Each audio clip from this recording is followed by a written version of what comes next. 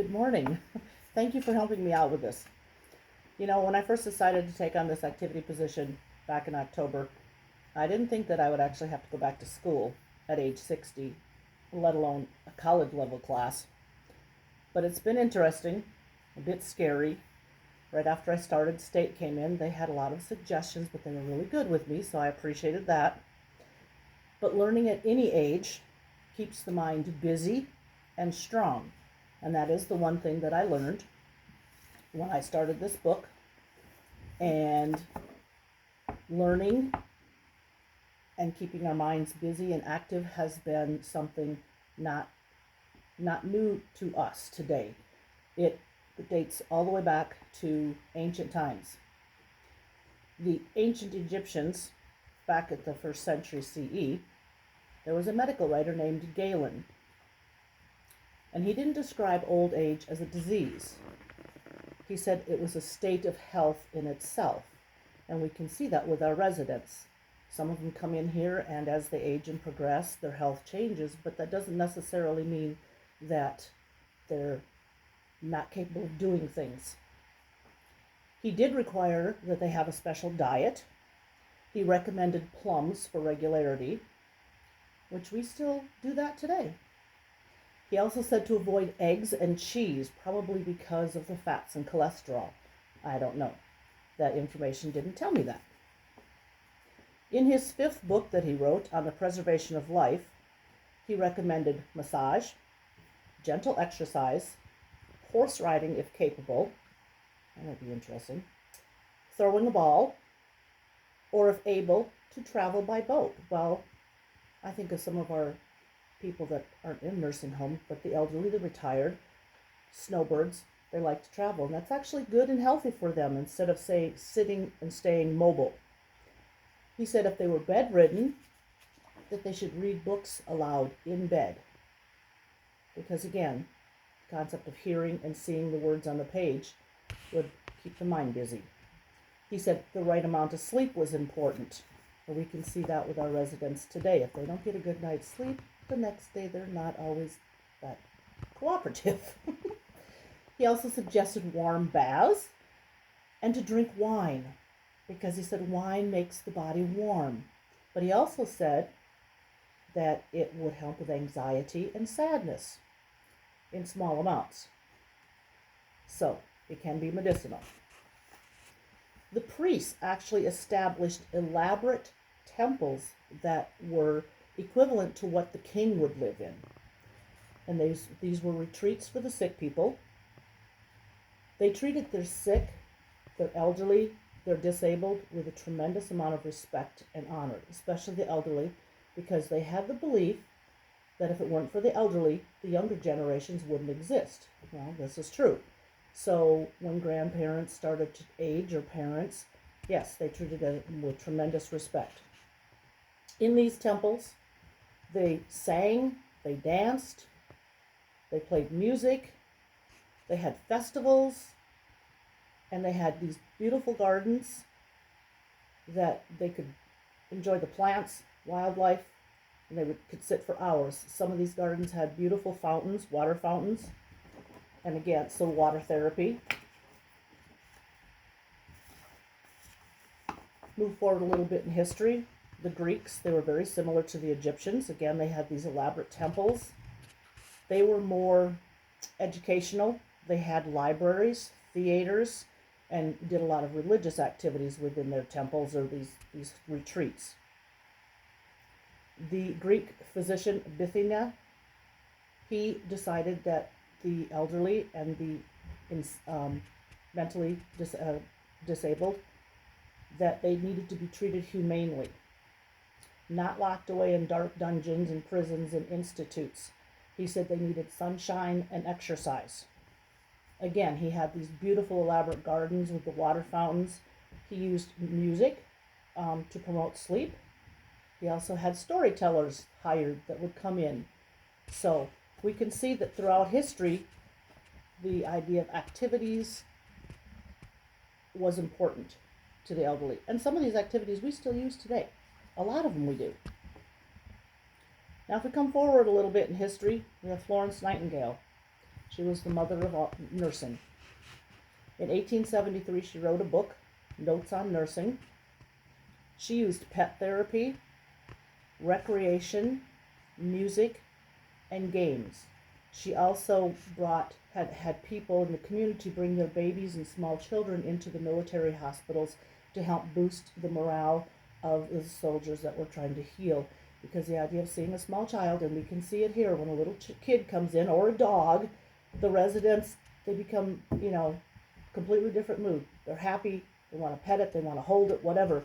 And Florence Nightingale recognized that years ago, and she said it made a big difference with the progress of the soldiers in the hospitals. She also had stringed bands that would come in and play soft music to help them sleep. So why the importance of activities? Back then, as today, there's physical benefits. It lowers blood pressure, it helps prevent heart disease and diabetes, along with other illnesses. It can improve our mental health, because when we're active and socializing, we're just happier people. It can also, physical benefit, reduce the risk of falls and broken bones because it strengthens our muscles and our bones. Exercise makes strong bones. And it improves our social interaction, because a lot of times physical activity is in a group setting. I think if a person goes to the gym and there's somebody else working out next to them, you just have a little bit more enthusiasm and run a little faster, kind of thing. So that social interaction. There's cognitive benefits. It's good for the brain. It actually has been proven to slow down dementia and Alzheimer's. It can boost your mood. It gives you a sense of accomplishment. And I see that with my residents. When they finish an art project, or they're able to comment on a story, from their past history, they just get this look on their face. They feel like, did I make that? Wow, that's pretty, or whatever. And so it does give them a sense of accomplishment, even if it's a little sense. It can reduce feelings of loneliness. Even here in the nursing home, we have residents like, you need to get out of your room, because they need that social interaction. And then there's also the social benefits. Again, the isolation and loneliness. If you go into a retirement community, like an assisted living or something like this, they a lot of times have group activities that, you can be invited to. And so it gets them out of their rooms or their homes or apartments or wherever. This can boost their moods, and again, it sharpens their memory. It can lower the risk of disease, helps improve overall lifestyle. If you're physically active and you're out interacting, yes, you're healthier. A lot of communities now have walking groups for the elderly, those that are still living on their own, but they're group activities. And if you're in a group activity, it can improve your overall, it can create friendships. But there was a dark period in history where, and sad to say, it was in more modern times, the 1800s into the early 1900s, where we put the elderly in poorhouses, almshouses, almost prison institute kind of settings. And we didn't treat them the way they should have been treated. And during that time period, the elderly and the disabled, they suffered tremendously. But in 1965, the Medicare Act was created, and it authorized a level of care in the long-term facilities.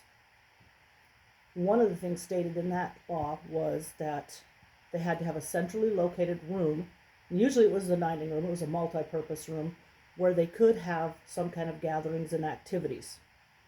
In 1974, some of these requirements were revised.